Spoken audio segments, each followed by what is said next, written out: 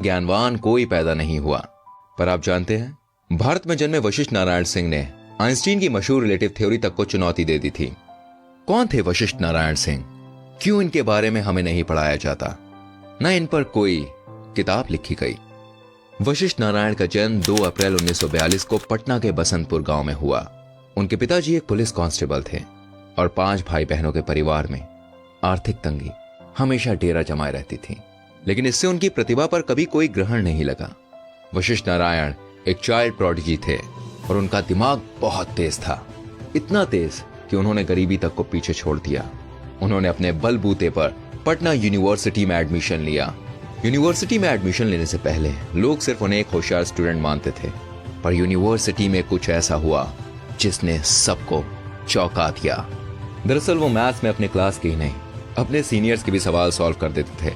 College के principal doctor Nagendra नाथ, जो खुद एक मैथ्स के प्रोफेसर थे, भाई वो वशिष्ठ से काफी परेशान थे, क्योंकि वशिष्ठ मैथ्स की क्लास में अपने टीचर से अजीबोगरीब सवाल पूछते थे और उनके टीचर्स को भी नहीं आता था, और टीचर के गलत पढ़ाने पर वो अपने टीचर को डांट तक देते थे।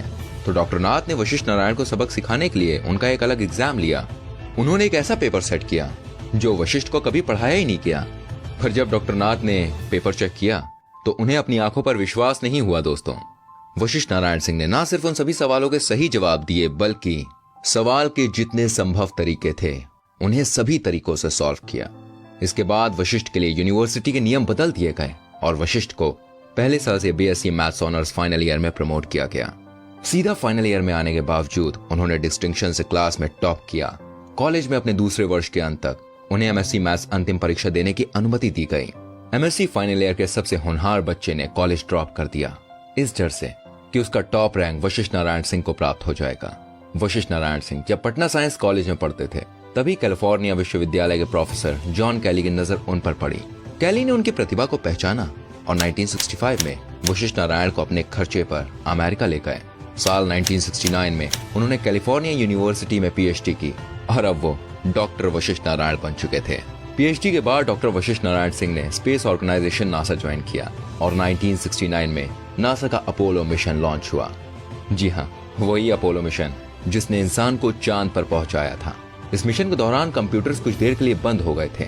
तब वशिष्ठ नारायण सिंह ने ही एक गणित लगाकर एक हिसाब निकाला और जब कंप्यूटर्स चालू हुए तो वशिष्ठ और कंप्यूटर का कैलकुलेशन एक ही था। 1973 में उन्होंने भारत आकर शादी कर ली और फिर अपनी पत्नी के साथ अमेरिका वापस चले गए। जिंदगी में सब कुछ बढ़िया था। फिर एक दिन उन्होंने अपने जूनियर की एक गलती पर उसे एकदम से इग्नोर करना शुरू कर दिया और वो काफी चिड़चिड़े होने लग गए थे। इतने चिड़चिड़े कि वो पहले कभी नहीं हुए। तुरंत उन्हें एक मनोचिकित्सक के पास भेजा गया।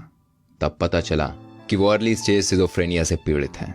इसके बाद उन्हें कुछ चिकित्सीय दवाओं को लेने को कहा गया।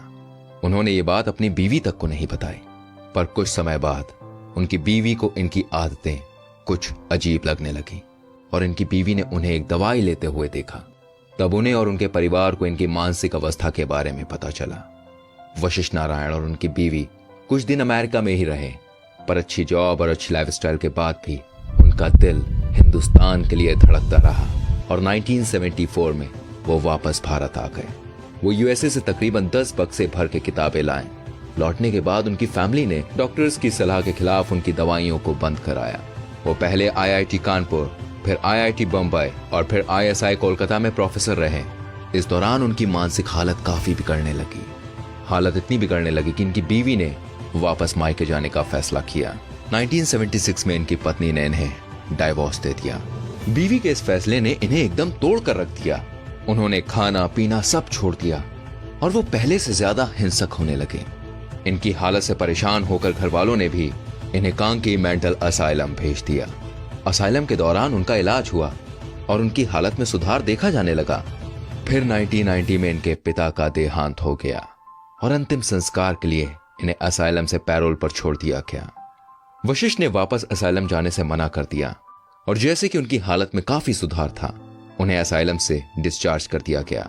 उनके भाई अयोध्या सिंह आर्मी में थे। उनकी पोस्टिंग पुणे में हुई तो वशिष्ठ नारायण भी उनके साथ पुणे चले गए। 1991 में ये चेकअप करने के लिए रांची के लिए निकले और बीच रास्ते में ट्रेन से गायब हो गए।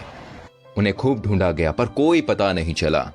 4 साल बाद वो अपनी बीवी के गांव के पास कूड़े के ढेर में मिले। तब से उनके परिवार वालों ने उन्हें अपनी नजर से दूर नहीं जाने दिया। नासा में काम कर चुके और पटना यूनिवर्सिटी के नियम चेंज करवा चुके वशिष्ठ नारायण अपने डिस्ट्रिक्ट में काफी मशहूर थे। इस हादसे को लोकल न्यूज़पेपर ने रिपोर्ट किया और सरकार को इनकी सहायता करने पर मजबूर किया। पहले इन्हें बेंगलोर स्थित निमहंस यानी national institute of mental health and neuro sciences में भर्ती किया गया। उसके बाद दिल्ली के IHBAS यानी institute of human behaviour and allied sciences में इनका इलाज चला। 2009 में ये वहां से भी बाहर आ गए और घर पर रहने लगे। गुमनाम, सिर्फ अमेरिका से लाई किताबें पढ़ते रहते और पेंसिल से पेपर पर कुछ ना कुछ लिखते रहते। 14 नवंबर 2019 के दिन पटना में उनका निधन हो गया। उनके निधन के बाद सोशल मीडिया पर एक फोटो बहुत तेजी से वायरल हुई, जिसमें उनके परिवार वाले सरकारी एम्बुलेंस के लिए परेशान देखे जा रहे थे। फोटो वायरल होने पर बिहार सरकार ने अपनी इमेज को बचाने के लिए सरकारी एम्बुलेंस मुहैया कराई और इनका अंतिम संस्कार राजकीय सम्मान के साथ हुआ। वशिष्ठ नारायण सिंह को गणितज्ञ जॉन नैश के साथ रख कर देखा जाता है। जॉन नैश को भी सिजोफ्रेनिया नाम की एक बीमारी थी। बस फर्क यह है कि जॉन नैश का इलाज हो सका और वशिष्ठ नारायण सिंह का नहीं हुआ। वशिष्ठ नारायण सिंह एक ऐसे व्यक्ति थे जिन्होंने समय समय पर अपने एक्स्ट्रा ऑर्डिनरी होने का प्रूफ किया, पर कमजोर सुविधाएं, निजी जीवन में समस्याओं, समाज के पागल होने के बोझ ने उन्हें तोड़ दिया। ये इस देश का दुर्भाग्य नहीं तो और क्या है। जो आदमी भारत का नाम पूरी दुनिया में रोशन करने में सक्षम था, उसकी मौत के बाद 2 घंटे तक उनकी बॉडी लेने एम्बुलेंस तक नहीं पहुंची। ये वशिष्ठ नारायण का नहीं बल्कि हमारे देश का नुकसान है। शायद जैसे आज दुनिया एल्बर्ट आइंस्टाइन को याद करती है, कल शायद वशिष्ठ नारायण सिंह को करती। दोस्तों, इस वीडियो को जितना शेयर कर सकते हैं ना आप उतना शेयर कीजिए, ताकि फिर किसी होनहार के हाल वशिष्ठ नारायण जैसे ना हो। हम कोशिश करेंगे आपके लिए ऐसी और वीडियोस लाने की।